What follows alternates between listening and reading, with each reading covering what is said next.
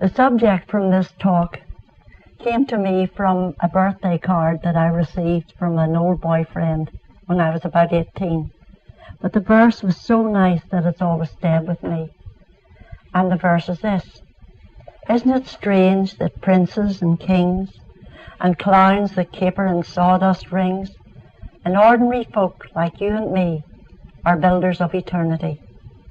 To each is given a bag of tools, an hourglass and a book of rules, and each must build ere his time has flown, a stumbling block or a stepping stone." I think that was a real nice verse, and it's reminded me throughout my life, do I want to be a stumbling block or a stepping stone? In other words, how would you like people to think about you if you weren't no longer here? Is your life going to be a stumbling block that people stumble over, or is it going to be a stepping stone? And is your problem going to be a stepping stone or a stumbling block? Because we have the choice to make it either one. Because it's never the problem itself that matters, but what we do about it. Now let's take a look at some of the problems that we in the world have to meet. Supposing your problem is lack and limitation. You're in debt and can't seem to get out of it, and there just doesn't seem to be any solution. Your business is failing, or you've lost your job, or been through a divorce, and you've no money at all. Well, I think the thing to do is start thinking of your problem as an opportunity to turn the problem into a stepping stone instead of a stumbling block. Now you're probably thinking, well, just how do you do that? Well, we begin by knowing that there's no lack or limitation in the divine mind. Every problem in the world has the belief of lack or limitation behind it. It's not just lack of money. There's lack of understanding, especially our understanding of God. There's lack of love, companionship, joy, peace, lack of energy, enthusiasm, vitality, or even lack of ideas, for instance. We could just go on and on.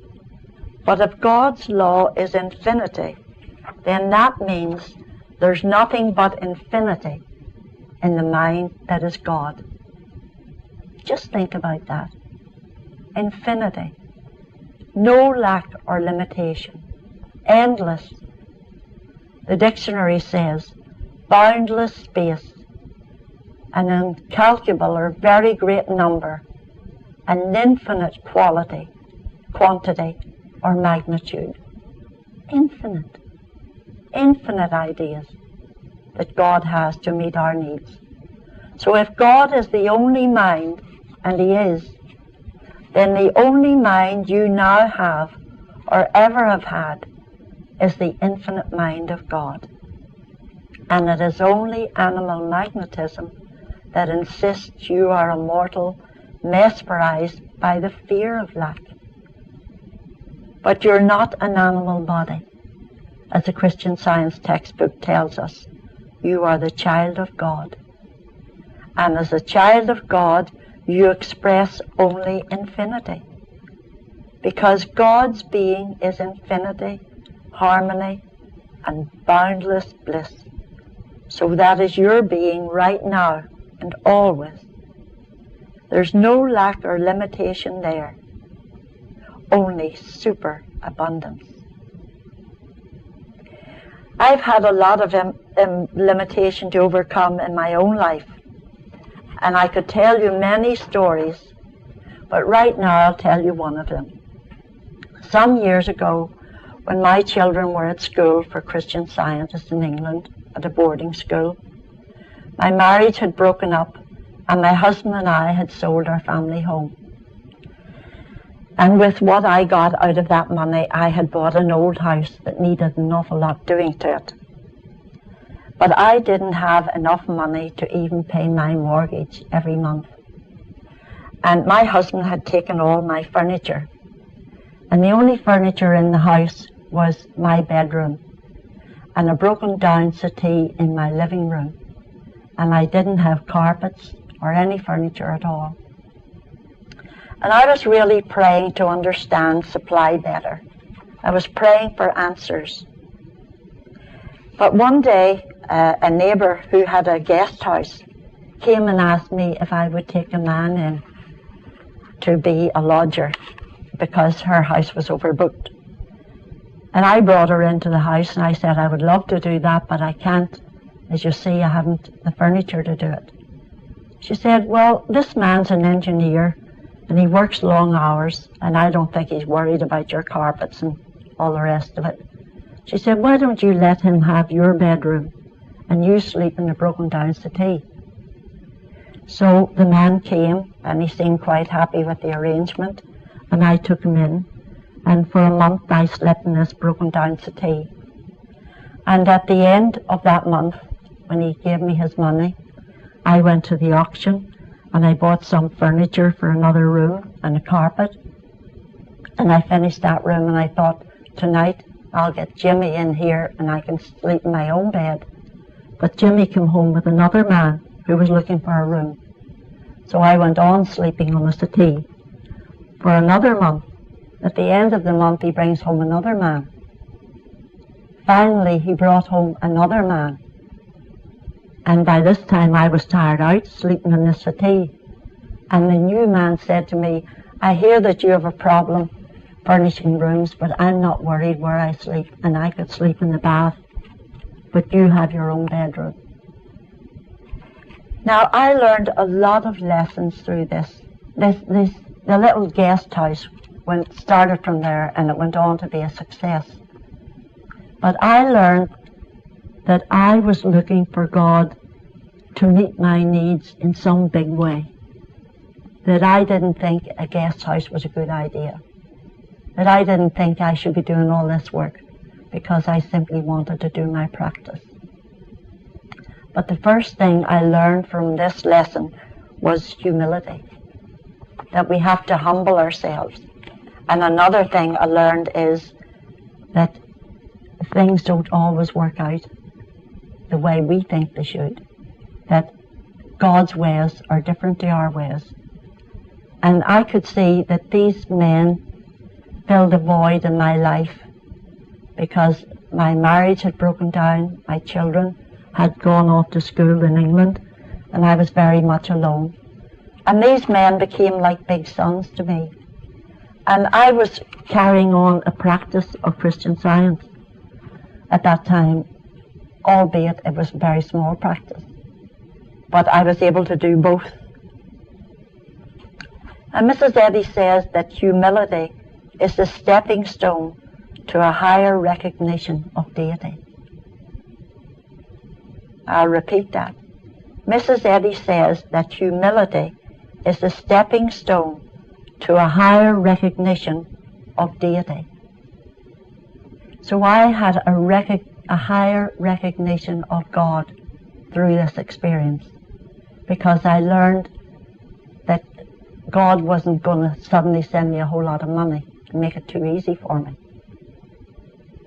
I learned that I needed to have the humility to see that I needed more company in my house and in my life. And these men became like big sons to me. They did lots of things around the house that needed done and took care of me and were very protective towards me.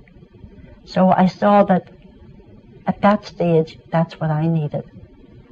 And I went on with that guest house until I became a Christian Science lecturer. And then I gave it up. I kept this guest house going very successfully until I was appointed to the Board of Lectureship. So don't be afraid to be humble and recognize the good that's already there. Sometimes we're so busy waiting for the big demonstration that we don't see what's right under our noses. Like the woman who was waiting for God to visit. This woman was a Christian woman, and she prayed to God a lot. And one day she got a message from the Bible that God was going to visit her that day. So she got up and she cleaned her house. She cleaned all the brasses and all the silver, and she polished all the furniture. And her door knocked, and a little boy stood there, and he said he was looking for work. Did she have any jobs for him? She said, "Go away, I haven't time. God's going to visit me today. Go away." And after a while, a beggar man came to the door, and he was looking for bread or something to eat. And she said to him, "Go away, go away. God's coming to visit me today." She chased him away. Thirdly, a neighbour came to the door who brought her a cake and said, "I was just thinking about you and I brought you this cake." And she said, "Well, I don't want it. It would mess up my nice kitchen. I'm having a visit from God today." But God never showed up. And that night she was crying. She was in tears, and she said, "God, you told me that you were going to visit me today." And he said, "I was there 3 times, but you didn't recognize me." So we need to see that God comes in different ways to us. It's like the man in the Bible who was waiting by the pool for someone to help him in. He waited for 38 years until Jesus told him to arise and walk. Jesus was making him acknowledge the good that was already there. That's all he had to do. He didn't have to wait for the good. It was omnipresent. Jesus turned every stumbling block into a stepping stone. When he turned the water into wine, what could have been a disastrous day turned into a very happy occasion. He healed a man of leprosy. Now that man certainly seemed to be a stumbling block in the community, because people avoided lepers like the plague. Instead of that, he became a stepping stone, an inspiration to everyone that healing was possible, even of an incurable disease. Then he fed the multitude, raised the dead, taught people to love and forgive, and lastly, by his own resurrection, he overcame the greatest stumbling block of all, death. He allowed himself to be put to death to prove to us that there really is no death, that life is eternal. We mourn our loved ones because we believe in death. We believe that's the end of you. We forget that God never saw his child die, that he doesn't know death or separation. We really mourn for ourselves because we want everything to be just the same. This is the most selfish kind of thinking and is a stumbling block to our joy and happiness, and to the joy and happiness of those we love, including the loved one who's gone on. When Jesus raised Lazarus from the grave, he was practicing his own resurrection, which was only a few weeks later. Did you know that? Lazarus didn't need to be raised. He'd already passed through the valley. But Jesus needed to prove to himself and to everyone else that even death itself could be overcome. And when we overcome grief, we're helping to overcome the world's belief in death. And in this way, we become a stepping stone instead of a stumbling block. When my sister died, I was absolutely heartbroken, because she told me on the night that she passed on that she remembered my face. My husband had just given me an awful beating, and my sister had seen my face. And I was really grief-stricken that those were her last words to me, that she had remembered this. And I couldn't seem to stop crying, and it went on for weeks and weeks. And I was used to calling her once or twice every day on the telephone, or she calling me. And I felt that I wanted to call her up and tell her things that happened, and then I'd remember that she was gone. And one day I thought, well, I can still call her up. And I lifted the phone and pretended to talk to her, and talked to her about all the things that happened with the children and the guest house and everything I could think of. And I did this for days. And one day the thought came to me, well, if you must talk to your sister, why don't you talk the truth to her? And my sister wasn't interested in Christian Science, so I never got talking much truth to her. So I began to talk the truth to her and tell her that she was never born and she never really died. And I knew that she was at one with God and that God loved her and was meeting all her needs right where she was. And then one day when I was having this conversation with her, I was discussing the 23rd Psalm. And I came to the bit, yea, though I walk through the valley of the shadow of death, I will fear none evil. And the thought came to me, why, death is only a shadow, and a shadow can't hurt you. The shadow of a gun couldn't hurt you, or the shadow of a knife. So the shadow of death had never touched my sister. And I saw that so clearly, and the next thought came was, so it hasn't touched me. It's only a shadow, and that shadow can't hurt me either, and it can't hurt her family. And from then on, I never need to call her again. That was the end of that. I saw it so clearly that it never touched her true selfhood or mine.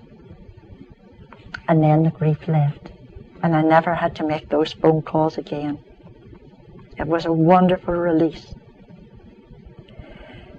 You can do it too. Remember, Jesus said, release him and let him go. We have to do this not only for our loved ones, but for ourselves and the entire world. Mrs. Eddy says in one of her hymns, mourner, it calls you, come to my bosom. Love wipes your tears all away and will lift the shade of gloom, and for you make radiant room midst the glories of one endless day. Isn't it wonderful that we're privileged to live in an age that has this wonderful truth that Mrs. Eddy has given to the world for us all to prove for ourselves? Mrs. Eddy certainly turned her problems into stepping stones. For instance, to divorce her husband in her day and age certainly looked like a stumbling block to her future. But she turned it into such a stepping stone that she went on to write Science and Health with key to the Scriptures. And after that she established her own church and publishing society, and finally the Christian Science Monitor, as well as the many people she healed. And this marvelous truth that she's given to the world, she was certainly one of the greatest stepping stones that the world has ever known. She, like the Master, was a wonderful way-shower and example for all of us. And she herself has told us in Unity of Good, the chaos of mortal mind is made the stepping stone to the cosmos of immortal mind. The chaos of mortal mind is made the stepping stone to the cosmos of immortal mind.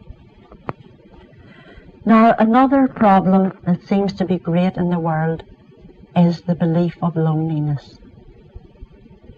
You know, loneliness is the cause of so many diseases in our world today. And doctors are treating the symptoms. And sometimes we as Christian Scientists treat the symptoms, but we don't get behind it and handle the belief of loneliness. There are so many people living alone, but you can be alone in a crowd, you can be alone in a marriage, but loneliness is a terrible, terrible disease, and it's something that we need to face up to. I've had to face up to it a lot, being alone and having a broken marriage and bringing my children up alone.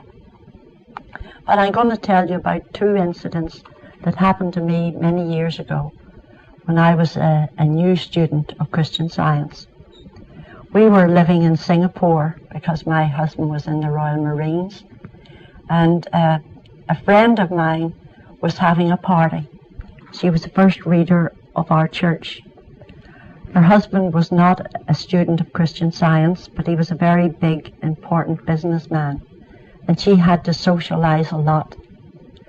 And my husband was away in exercise, and she very kindly invited me to this party. It was a garden party, and everybody was dressed up, and practically everybody had a drink in their hand. And I felt like a fish out of water. And I remember thinking, I wish I'd never come here. And I went into the bathroom and was thinking of ways that I could make an excuse to leave and go home, because I didn't really want to be there. When the thought came to me, well, that's very selfish of you. Your friend thought that you were alone, and she was helping you by inviting you to a party. And everybody in this room is the child of God, whether they know it or not. And I can only see them as such.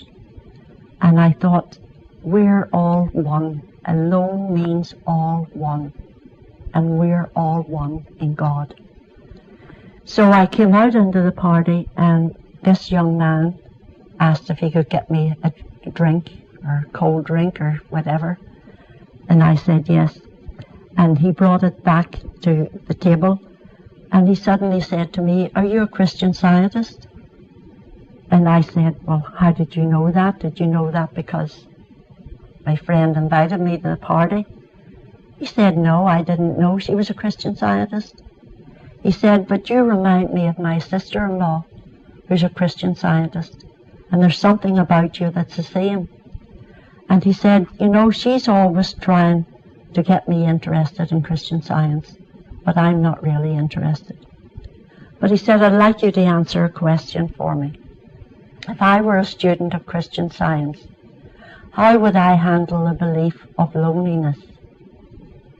And I thought, oh my goodness, that's what I get for volunteering. And this is a hard one for me. And he went on to tell me that he has traveled the world over. He's bought beautiful furnishings from all over the world. They were all in storage. He said, "I have a home, but I've nowhere to put it, and I've nobody to share it with." So I said, well, to begin with, we would know as Christian Scientists that your happiness and joy and satisfaction and contentment are not depending on another person. That your happiness and joy and contentment come to you from God, and they're yours by reflection. We talked this way for a couple of hours, and everything I said, he was saying, well, I could accept that, I could believe in that, and so forth. And finally, this man took me home from the party, and the next morning my friend telephoned me, and she said, "What did you do to this young man? He was at my door at 8 o'clock this morning, and he asked me for the Christian Science textbook and said that he wants to read it." And I forgot to mention that our little society that we had in Singapore, we only had 8 members, and they were all female. And every time we wanted to move some furniture or move anything heavy, there was no man around.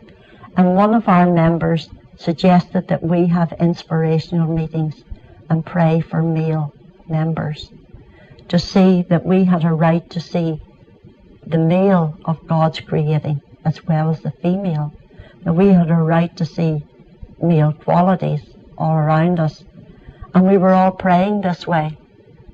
Well, this young man began to come to our church, and finally, after about 5 weeks, he came with a young lady. And before I left Singapore, they were engaged. And we got 3 other members for our church, male members. One member, her husband was a movie director. And one of our members who played the organ, it was an old treadle organ but she had to pump with her feet, and in the heat in Singapore it was hard work. And one time she had said to us that we really should pray about an organ. And this member's husband came to her one day and said, would your church like an electric organ? He said, because our little theatre has an organ and we don't really have room for it. And we only use it about once every 2 months. So if your church would take it from us, we'd give it to you, but we rent it back when we need to rent it. But we'll always rent it on a weekday when you won't need it. So he began to come to the church to see how the organ was doing. And he became a member. And we had 3 other members.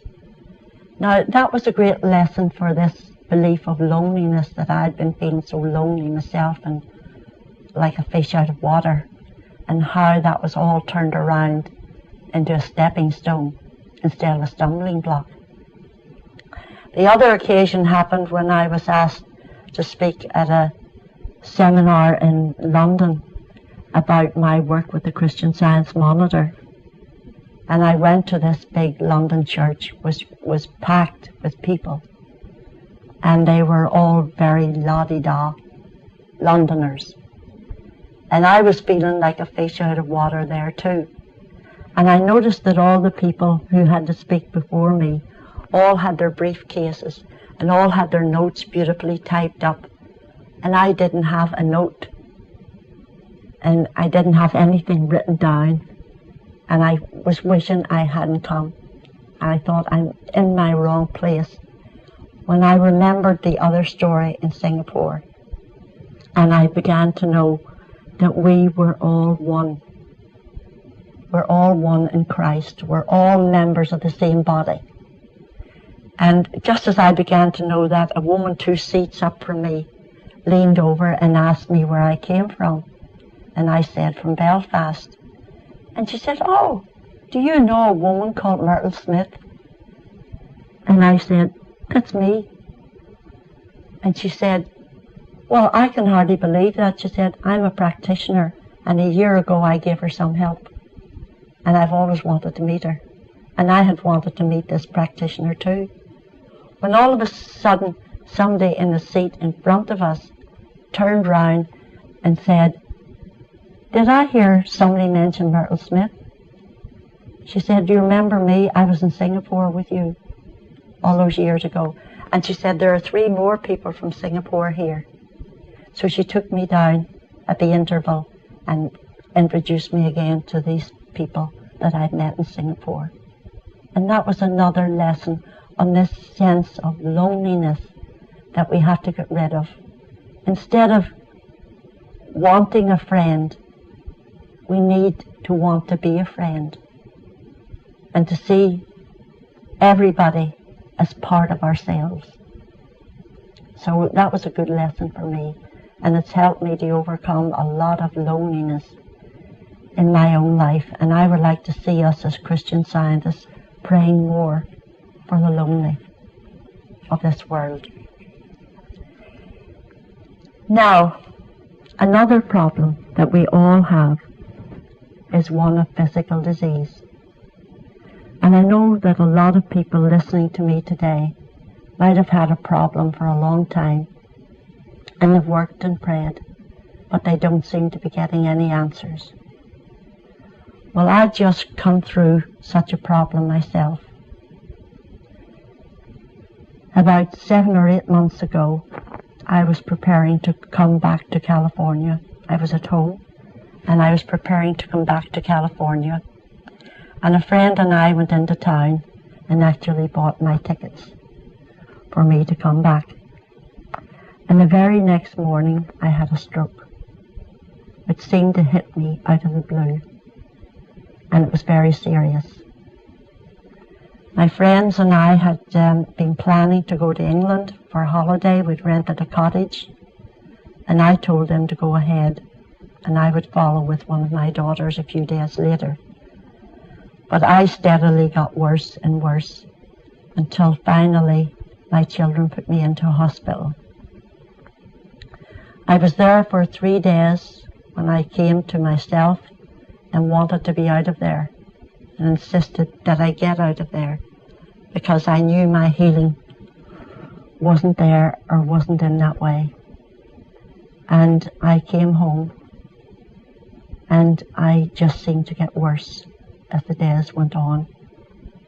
My friend stayed with me for 5 weeks and was a great and tremendous help to me.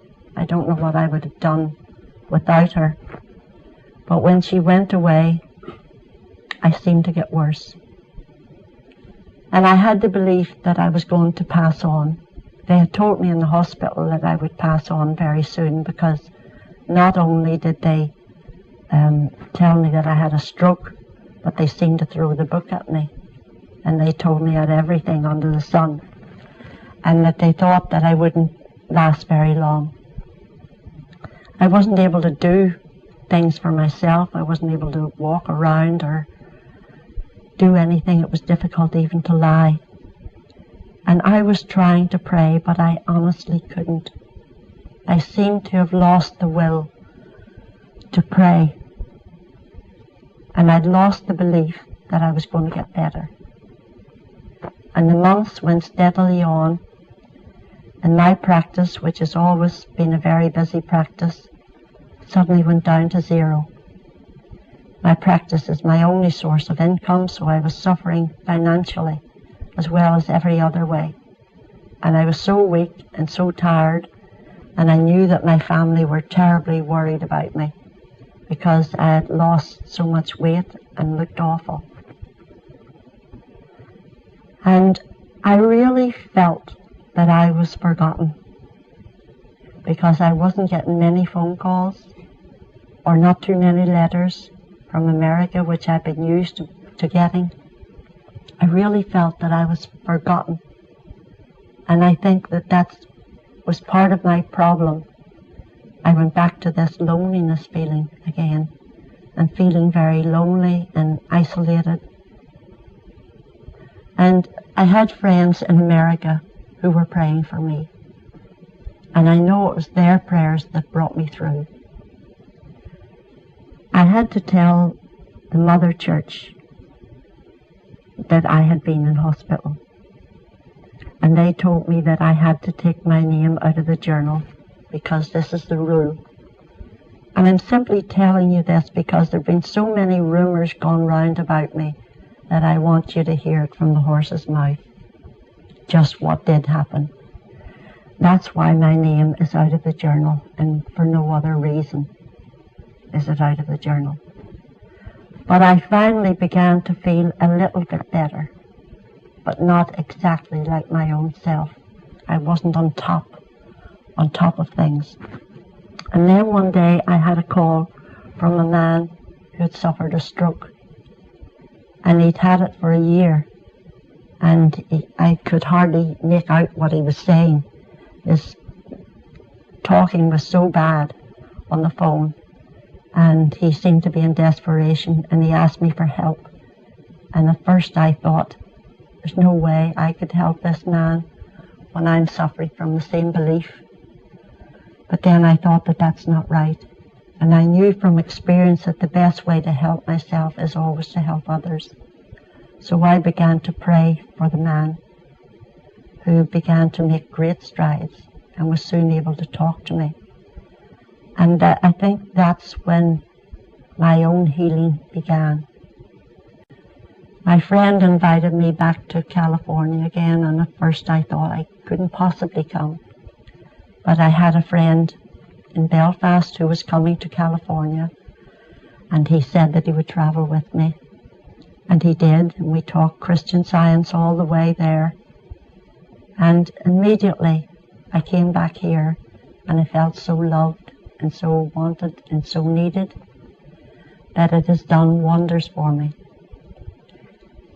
There's still a little problem with my walking, but I know that God takes us all the way.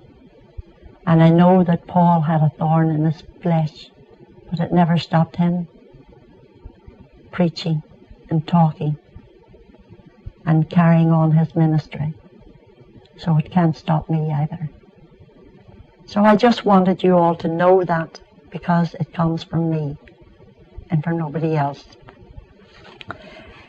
The last thing that I would like to talk about is the problems that are in our church. Are we going to make them a stumbling block or a stepping stone? If we, each of us, worked like we'd never worked before, if we prayed like we'd never prayed before, instead of believing all the rumors we hear, all the gossip we hear, and disliking people and wondering why they're doing such things and ridiculing everything, instead of doing that, if we could really, really pray for each other. Because Jesus said that we have to forgive our enemies. We have to love our enemies in order that we become the children of God.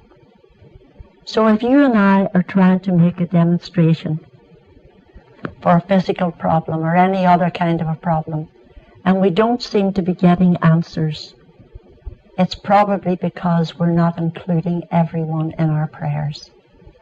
That includes our so-called enemies, or those that we don't like. Do we know that they're all God's children too? Each and every one of them? And in Mrs. Eddy's lovely article on Love Your Enemies, which I love so much, she said, "Who is thine enemy, that thou shouldst love him? Is it a creature or a thing outside thine own creation? Simply count your enemy to be that which defiles, defaces, and dethrones the Christ image that you should reflect." Now, when we see an enemy or someone that we don't like, well, we're defacing the Christ image that we want to reflect ourselves by doing that. So we're harming ourselves. She goes on to say, whatever purifies, sanctifies, and consecrates human life is not an enemy, however much we suffer in the process. Whatever purifies, sanctifies, and consecrates human life is not an enemy, however much we suffer in the process. Shakespeare writes, "Sweet are the uses of adversity." And Jesus said, "Blessed are ye, when men shall revile you and persecute you, and shall say all manner of evil against you falsely for my sake. For so persecuted they the prophets which were before you."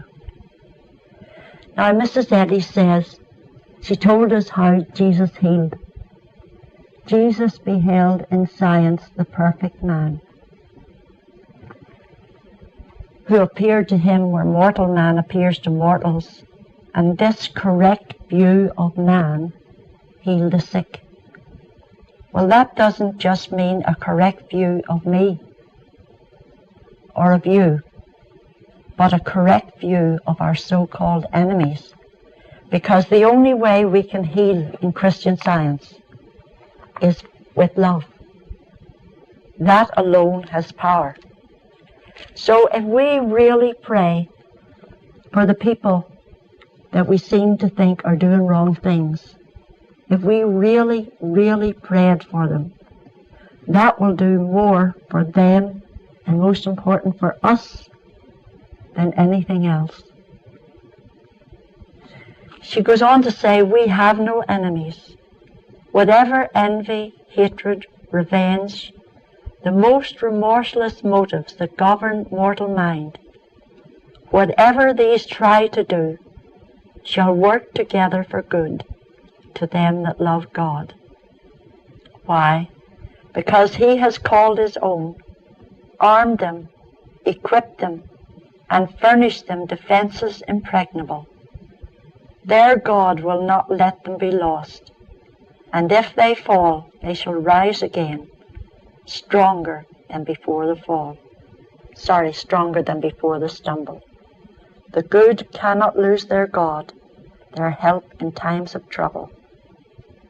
If they mistake the divine command, they will recover it, countermand their order, retrace their steps, and reinstate his orders, more assured to press on safely. The best lesson of their lives is gained by crossing swords with temptation, with fear, and the besetments of evil, insomuch as they thereby have tried their strength and proven it, insomuch as they have found their strength made perfect in weakness, and their fear is self-immolated. Now, I think in a previous talk, I may have told you this story, but it's worth repeating again. Many years ago, when I first became a practitioner, lots of people were coming to me and telling me stories about a teacher of Christian Science who had passed on, and the things that she'd done which they thought were so awful. And I unfortunately took it all in. I drank it all in, and I became incensed with anger against this person, although she was no longer with us. And I remember thinking, I wish I could go to Boston and talk this over with some people there and tell them the things that this woman has done in the name of Christian Science. And it was bothering me so much that it was coming between me and my sleep. And this must have went on for about a year. And then one night, I had a call from someone in England who had a very serious physical problem. She had a job interview in London the next day, and she didn't know how she was going to make it. And she asked me to pray for her. And I began to pray. I told her to call me back in half an hour. She called me back in half an hour, and she said she was worse. And I prayed on, asked her to call me in half an hour again. She said she was much worse. It was the next half hour. And I remember getting on my knees and saying, "Dear God, what is it that I need to learn through this experience?" And the thought came to me, love your enemies. And I immediately thought of this woman. And I thought, well, I couldn't love the things that she's done, the things that are so very wrong, the people that she's hurt in the past. I couldn't forgive that. But the thought came to me, if ye would be the children of your Father which is in heaven. And I wanted to see myself as a child of God. I wanted to see this young woman I'd been asked to help as a child of God. So I had to love this woman. And I began by saying, I forgive you, I forgive you, I forgive you. Although I couldn't feel it at that moment. But I went on saying, I forgive you for this thing, I forgive you for the other thing, I forgive you. And suddenly, I was able to see that that woman stood alone. There weren't many people to help her or assist her. Because she was a teacher, people looked up to her and expected all the answers from her. And this was nothing but mental malpractice. And I thought, if I had passed on and people were saying those things about me, what would I like to happen? And the answer came, I would like them to forgive me. And I said to this woman, I do forgive you. I really do forgive you, and I pray that God will forgive me for judging you so harshly. The young woman ran back, she was completely healed. And I didn't do any more work for her, but the work that I did for myself reached out and seemed to finish off my work. And my son that night was involved in a car crash, a very serious car crash. And I found out later that the car crash happened at the time that I'd had this revelation.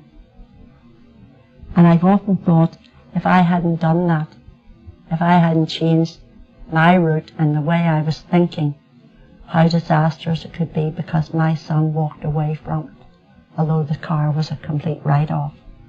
My son, who was only 15 at the time, walked away from it.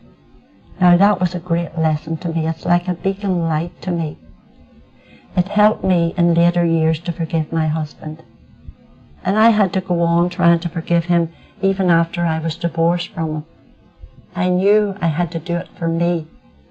And when I was able to forgive him, I really loved him like I'd never loved him before. And I still do, and think of him with love. So that's so important. And here are some verses that I work with when I'm thinking about church. It's from 1 Corinthians chapter 12. For as the body is one, and hath many members, and all the members of that one body, being many, are one body, so also is Christ. For by one Spirit are we all baptized into one body, whether we be Jews or Gentiles, whether we be bond or free, and have been all made to drink into one Spirit. For the body is not one member, but many. If the foot shall say, because I am not the hand, I am not of the body, is it therefore not of the body? But now hath God set the members, every one of them, in the body, as it hath pleased him. And if they were all one member, where were the body? But now are they many members, yet but one body. And the eye cannot say to the hand, I have no need of thee, nor again the head to the feet, I have no need of you. Nay, much more those members of the body which seem to be more feeble are necessary. And those members of the body which we think to be less honourable, upon these we bestow more abundant honour, and our uncomely parts have more abundant comeliness. For our comely parts have no need, but God hath tempered the body together, having given more abundant honour to that part which lacked, that there should be no schism in the body, but that the members should have the same care one for another. And whether one member suffer, all the members suffer with it, or one member be honoured, all the members rejoice with it. Now ye are the body of Christ, and members in particular. Are all apostles? Are all prophets? Are all teachers? Are all workers of miracles? Have all the gifts of healing? Do all speak with tongues? Do all interpret? But covet earnestly the best gifts, and yet I show unto you a more excellent way. Though I speak with the tongues of men and of angels, and have not charity, I am become a sounding brass or a tinkling cymbal. Without love we are nothing, and without love we can't heal ourselves or others. And if you're thinking to yourself, well, it seems so impossible for me to learn to love a certain person or a certain set of people, know that you are God's child by reflection. So you reflect divine love. It is your nature to love. You are God's loving child. You are loved, you are loving, and you are lovable. And you only know how to love. So the suggestion that you don't know how to love is a lie. Beloved, now are we the sons of God. Let us know that we're knowing that every day and praying for our movement.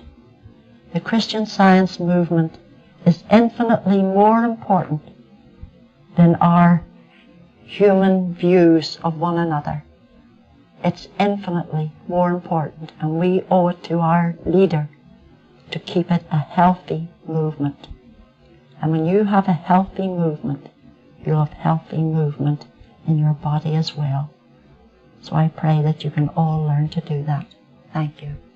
So let's just summarize what we've been talking about today. We're talking about the poem. It says a stumbling block or a stepping stone. And what do you want to be? What way do you want people to remember you? As a stumbling block or a stepping stone. So whatever problem you're having right now, you can ask yourself, do I want to use this problem as a stepping stone or a stumbling block? We talked about loneliness in the world, and that's really a very big problem. It's a big problem even for our young people who seem to find it difficult to meet the right sort of company. And I think that we should be praying for our children much more because they're so precious and they're the Christian scientists of tomorrow. And we really have to be praying for them that they'll be guided rightly and that they can't be mesmerized by any form of animal magnetism that would draw them away from the Christ that they really are, which is a true identity. We've talked about death and the overcoming of grief. And if we can do that in our own lives, we'll overcome the world's belief in it. Because it seems now that life is so unimportant. You hear of, on the television, for instance, people with a serious illness, with cancer or something, and how they're preparing to die, and how everybody else around them is preparing them to die. Well, what are we doing to prepare them to live? And that's a big stumbling block. And so many young people are committing suicide, for instance, and it's as if life had no meaning. And we've got to see the importance of life, how wonderful it is to be alive. And do we see everything as a miracle? Or do we think miracles don't happen anymore? Well, a miracle happens every time a flower unfolds, every time the sun sets. It happens in so many ways every day, and we need to see that and appreciate it a lot more. We've talked about Christ Jesus and how he was a stepping stone and a way shower for us all, the greatest exemplar that ever was, and that Mrs. Eddy followed in his footsteps so closely that she became a great example for the world. And nobody can say that she's just an ordinary woman. She was very extraordinary. And she certainly is a great stepping stone that we have as an example. And the example is in the healing works that she did and the words that she has written. It's not so much in her personal life that we don't have to follow that, but we follow the healing that she did and the way that she healed and so forth.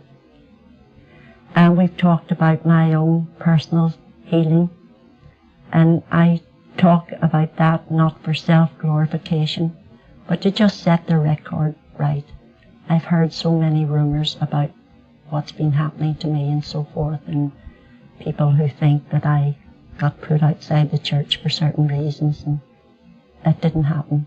So I wanted you to know it's straight from me. And then lastly, we talked about loving your enemies and about praying for all the members of our church. Because even if somebody is doing something wrong, don't they need our prayers rather than our criticism? So we have to pray for them if we really want to pray for us. We can't leave them outside. And I've done this so often for the IRA. I've prayed for the IRA in Ireland, much against my wishes, but it's helped me to grow so much and enable me to forgive people much more easily, no matter what they've done. And so each of you can do that too.